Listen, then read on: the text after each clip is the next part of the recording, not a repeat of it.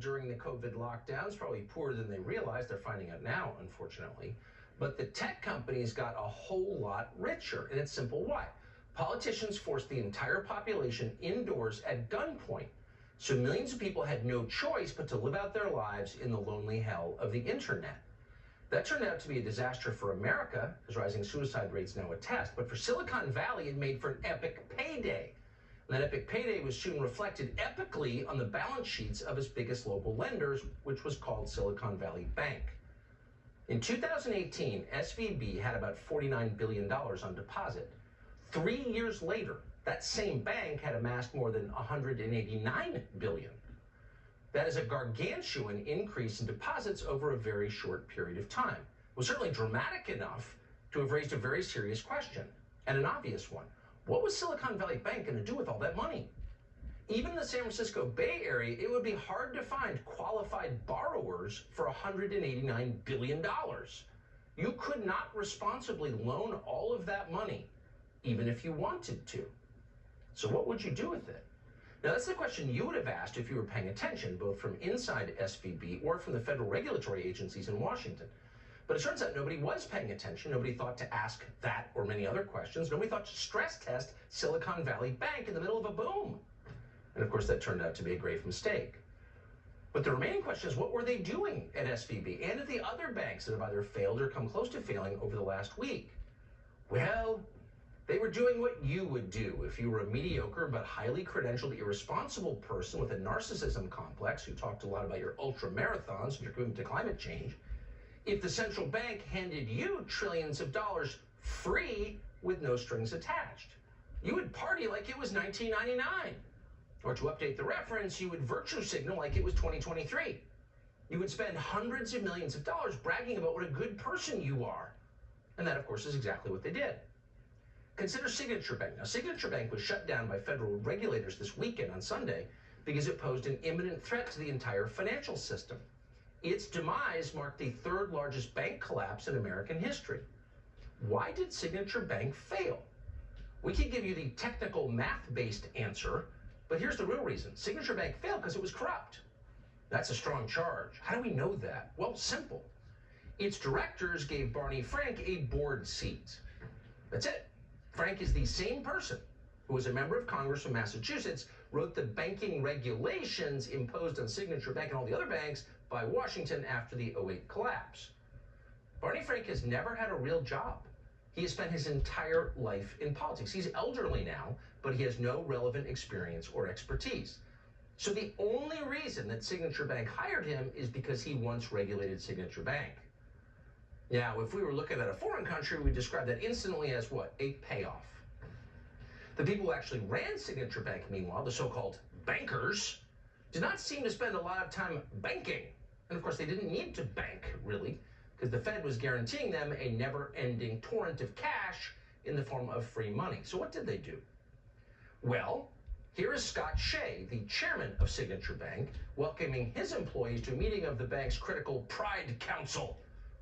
This video is from last December, just months before Signature Bank slipped beneath the waves.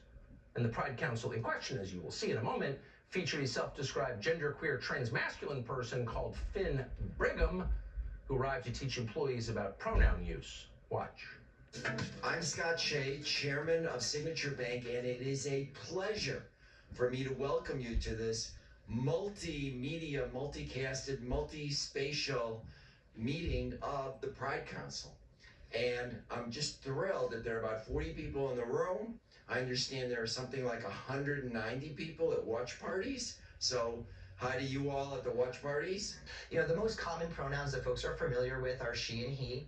Becoming much more common, and I don't know if there's anyone in the Signature Bank world, but probably you have clients that use they, them as pronouns. They're gender neutral pronouns on purpose. We talked about folks that are non-binary, that intentionally don't identify as male or female. So some of those folks use they, them as their pronouns. Z is another gender neutral pronoun, and the other part of that would be here, spelled H-I-R. Scott Shea is just thrilled to introduce the genderqueer transmasculine pronoun expert and to host watch parties so everyone else can watch him explain pronouns. What do they pay that guy? What did they pay that guy? How much would they have to pay you to swallow your dignity? to completely eliminate the possibility that your children would ever respect you in order to put on a performance that embarrassing. Probably a lot. We don't know what he was paid. Clearly a lot. Clearly the bank got a lot of money, because trans pronoun experts are not cheap at all. But Signature did have a lot of cash, of course, because the Federal Reserve was printing it. And they got the first pass. This is what low interest rates for 13 years means. So again, this was going on for years. Here, for example, is Signature Bank's music video. Did you know banks made music videos? Of course they did. They didn't know what else to do with the money. This one is from 2011. Now you come to Signature. Show your clients what you're worth. Make them go up, up, up. Clients just won't let go. Oh. Now that you're in Signature, come on, let your colors burst. Make them go up, up, up. Your big bank days were long ago. Sorry, it was a dance party at Signature Bank. Bank. Like there was banking going on. It was a dance party at Signature Bank with pronouns. And that's not the only video from Signature Bank like that. You can go online and find many others, including their Broadway-inspired sketches. You could spend all day watching these videos we just did and are better off for it. But it's not just Signature. The guy who ran Signature was really craven and repulsive, but he's not alone. No one at any of these banks seemed to spend a lot of time banking, which the rest of us believed was the core business of a bank, but no. In fact, at Silicon Valley Bank, only a single member of the board had any experience at investment banking. The rest were silly rich ladies. The Daily Mail reports that every other member of the board was an Obama or Clinton mega donor. One silly rich lady was such a sensitive soul, of course she was, that she had to go to a Shinto shrine to pray when Donald Trump won in 2016. We looked up her picture. She doesn't seem like a native born Shinto, but whatever. There was a lot of fashionable rich girl politics underway at Silicon Valley Bank, but banking, not so much. SVB had no head of risk management for 9 months in the year before it collapsed. Ooh, guess someone should have been paying attention, but no. They're visiting Shinto shrines and having dance parties with their pronouns. Meanwhile, Silicon Valley Bank UK, that would be the UK arm of Silicon Valley Banking, because the name didn't give it away, did have a head of risk management. Unfortunately, the head was called Jay Ersapa, who didn't seem to know a lot about managing risks or care. She talked mostly about herself, because it's so fascinating to talk about yourself a lot. Me, enough about you or risk management. Let's talk about me. And she did. At one point, she described herself as a, quote, queer person of color from working class background. Oh, yes. Narcissism is so much more fun than banking. So needless to say, the risk manager was working hard on LGBTQIA+++ rights. How did that end? How does it work if you run a bank like this with people who just talk about themselves and their identities as if those are interesting topics? Well, this week, Silicon Valley's UK Bank's UK branch sold for the fully publicly disclosed sum of $1. $1 for the bank. But as you would imagine, in a bank where nobody cared about risk management, the collapse was pretty entertaining for the rest of us. Of course, there's a tragedy at the core that imperils the entire Western economy. But the good news is we have videos like this. This is a video that SVB put out days before it went under. I think there's a big disparity between the investments in Black-led companies than other companies. We want to help close the Latino wealth gap. Oh, more entitled people talking about themselves. Let's talk about me and my identity. It's so interesting. Banking is boring. The Fed's got that covered. Is this starting to scare you a little bit? This is what banks are actually like? And we don't want to alarm anybody or get censored by Senator Mark Kelly of Arizona, who's now on the record saying he does not want you complaining about banks. But we should tell you it's not just Signature SVB officials who talk like that. JP Morgan, that's the biggest bank in the world, we think, as of tonight, one of the few banks that consumers still have some confidence in, put out a whole video about how they give out money, not on the basis of economics or math, but on the basis of irrelevant characteristics like your appearance. They're judging the book by its cover. Watch. The events of summer 2020 highlighted long-standing inequalities, particularly among the Black, Hispanic, and Latino communities, that has had a significant impact on our country. At JP Morgan Chase, a key goal is to help break down systemic barriers that have created profound disparities. That's why we committed $30 billion towards racial equity to provide resources and opportunity for our Black, Hispanic, and Latino communities.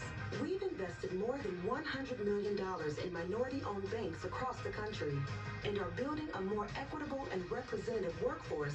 We're committed to racial equity. Wait a second! Am I getting a moral lecture from a bank?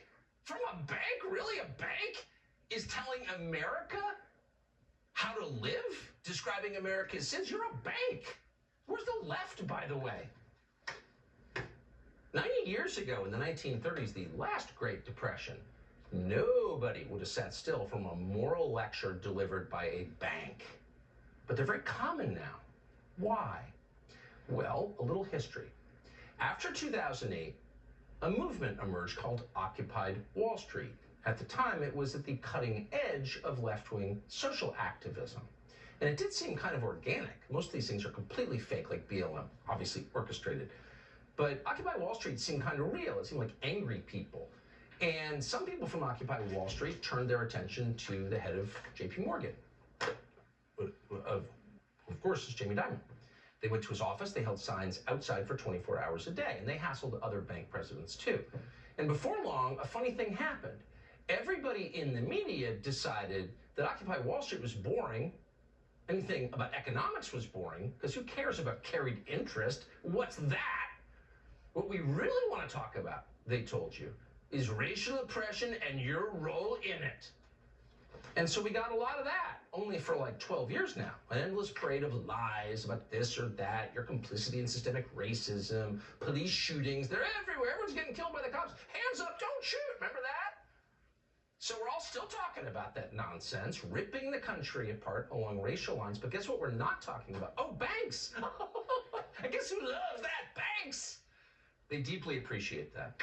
And maybe that's why, as BLM rioters torch major cities, Democrats who took big money from big banks knelt in reverence to BLM. We are here to honor George Floyd. In a moment, we will have a moment of silence, actually 8 minutes and 46 seconds of silence in honor of George Floyd and so many others who lost their lives or were abused by police brutality. For those who wish to, we will now kneel for our moment of silence.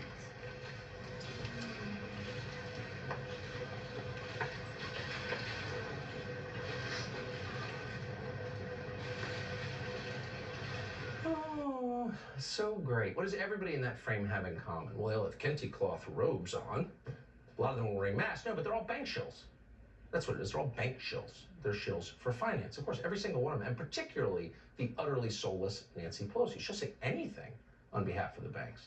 And the banks love this, of course. They want to make sure it continued. And that's why, according to amazing new analysis from the Claremont Institute, Silicon Valley Bank, brace yourself, spent more than $73 million on donations to BLM and related organizations.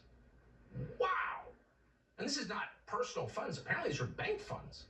Might be kind of nice to have that money now, but it's hard to argue, even in retrospect, now that SVB has failed, that was a bad investment.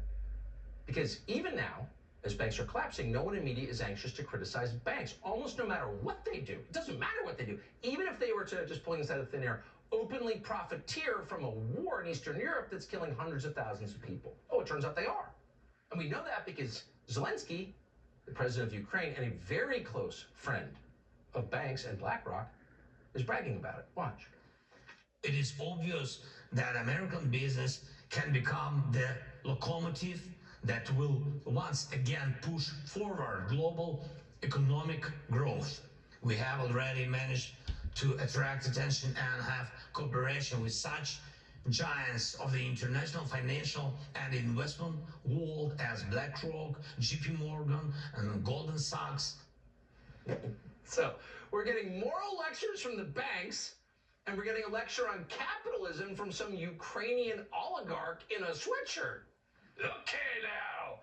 Stephanie Pomboy, founder of Macro Maven. She joins us to kind of untangle the insanity here. I'm not, Stephanie, I have to say, you're one of the very few people who called this early and said there are going to be tragic and distorting effects of flooding the American economy with fake money from the Federal Reserve. And I think you're right. Yeah, well, it was hardly a radical conclusion to draw when you slather on layers and layers of debt on an economy and encourage people to take reckless risk, and then you ratchet up interest rates at the fastest rate in history. I mean, God knows, the surprise is that it took this long for the bodies to float to the surface. And honestly, Tucker, this banking thing is particularly remarkable because of the level of impunity that the banks evidenced. And you've talked about, this whole diversity, equity, inclusion, and the woke agenda, and this idea that, banking doesn't need to be boring. You used to want to get away from the banker at the cocktail party. Now he's, throwing confetti, and he's got a lampshade on his head, and he's the life of the party. But the reality is, these problems at Silicon Valley Bank and Signature, their pursuit of these woke agendas may make them, let's hope, exceptional. I mean, hopefully these videos aren't pervasive to the entire banking sector, although they may very well be. But ultimately, the entire banking sector did the same thing, and that is that they watched their deposit base wither over the last 12 months while the Fed was raising interest rates, because people like you and me looked at it and said, why am I putting my money in the bank and getting 0 when I can buy a treasury bill and get 3, 4, 5% as the Fed kept raising rates? So their deposit base was shrinking. At the same time, all those assets that they held that you talked about last night, the treasuries and whatnot, were declining in value. And they sat there and they did nothing about it, Tucker. And they didn't just do that for 1 month or 2 months, which might be excusable. But 6, 9 months go by and the problems are getting worse and worse, and they did nothing. Why did they do nothing? Because they knew all along when this date came, the bailout would be there for them. So the impunity of this banking system is beyond, but they've been taught there are no consequences for mismanagement and this ridiculous, all these ridiculous woke priorities, which have, you should actually, when someone comes in and presents a business idea and wants a loan, you should be looking at whether it's a viable business model, not whether it's, some sweaty teenager in a hoodie with some harebrained scheme that you can throw money at without consequence. But this is where we are. And sadly, I think we're just at the beginning of this, because the companies that SVB and these other banks lent money to are all going to go belly up, just like the clients of SVB started to do. Hopefully they'll spare us the moral lectures. They already pay half the tax rate we do in a lot of cases. It's a little much, I would say. Stephanie Pomboy, I appreciate you coming on tonight. Thank you so much.